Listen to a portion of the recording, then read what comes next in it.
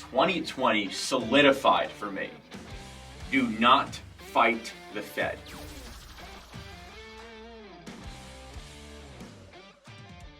It's a little bit different than what you normally do from a presentation point of view. So if you're watching and you just see the logo on the screen, do not be alerted. Don't try and adjust your monitor.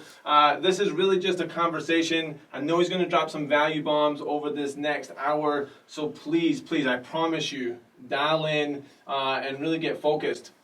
And so what is the biggest thing that you can say that you learned from 2020 that you're going to take away from it? 2020 solidified for me.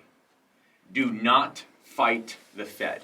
It solidified it for me in a big way. If I look back just over the past few years, for example, let's go all the way back to 2016, right? So if we remember, the beginning of the year, January of 2016, was not a very good time for the markets. We were basically in free fall. But we bottomed on February 2nd, 2016. Can anyone tell me why we bottomed on February 2nd, 2016? It was because Janet Yellen had come out and said, we are not going to raise interest rates until after the 2016 presidential election. So of course, if you remember, from basically February 2nd, 2016, for many months after that, the market very much rallied. Let's fast forward a little bit to 2018. So if any of us remember, January of 2018, the market was screaming higher, right? The United States government had just passed tax reform. A lot of companies were giving bonuses and they were increasing their wages for their employees due to the tax reform. Market was really firing on all cylinders out of the gate in January of 2018.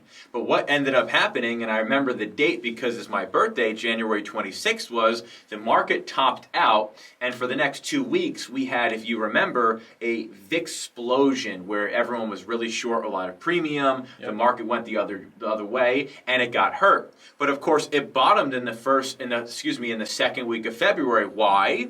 Because the Federal Reserve at that point came out and said, we will not be raising interest rates till at least next year. So from that bottom in the second week of February of 2018, the market rallied without even a 5% correction all the way till October 2nd, 2018. Now, as I'm kind of telling this information, I want everyone to understand, I'm coming up with very specific dates for these things for very specific reasons. Because on October 2nd, 2018, if we remember, Jerome Powell, the head of the Fed, he came out and said, we are going to be reducing the size of our balance sheet on repeat. What happened from that moment? The market sold off and we had a 20% correction until the day after Christmas 2018, so December 26, 2018. What happened on that day? The Fed came out and said, we are no longer going to be reducing our balance sheet on automatic. And at some point in 2019, we're going to stop reducing the size of that balance sheet in general. So from the day after Christmas 2018, the market rallied without a 5% correction until when? October 1st, 2019. What happened on October 1st, 2019? The Fed came out and said, we are going to be increasing the size of our balance sheet. So if anyone traded the last quarter of 2019, they'll tell you the market basically grinded higher every single day. And after hearing this conversation, that shouldn't really be a surprise for anyone. Now let's go into 2016. The market takes a crack, coronavirus hits the United States, it starts spreading everywhere. The market crashes from February 24th until March 23rd. Now again, how can I be so specific about these tops and about these bottoms? Well, let's talk about that bottom. Let's do it.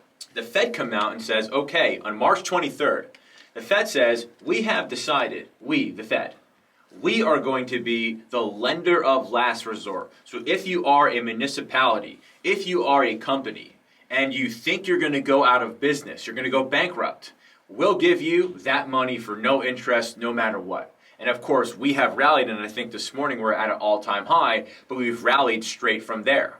So when I think about 2020, it solidified for me the fact that I am very confident that the stock market is more or less a reflection of what the Fed is doing, and you cannot fight the Fed. But they did say something that is different now than they've ever said before. If we go back to 2011, that was the last time people were talking about how there may be inflation coming into the United States. Yep. Ben Bernanke, who was the Fed chairman at that point, went on 60 Minutes and he said, yes, I do see that people are talking about there being potentially inflation in the United States. And he said, not going to let that happen. We did not get inflation then. But what has happened differently last year, as opposed to previous times, is the Fed, for the first time ever, and again, I just gave you all the reasons why this is basically the Fed's market, but the Fed, last year, at the end of the year, said something much different than they ever said before. They said, for the first time ever, we are going to allow inflation to run hot.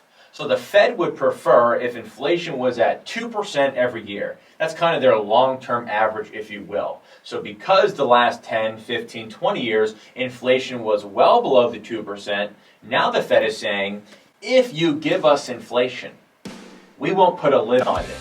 We want to get to that long-term average of 2%. So if you do get inflation that is greater than 2%, we're not really going to stop you.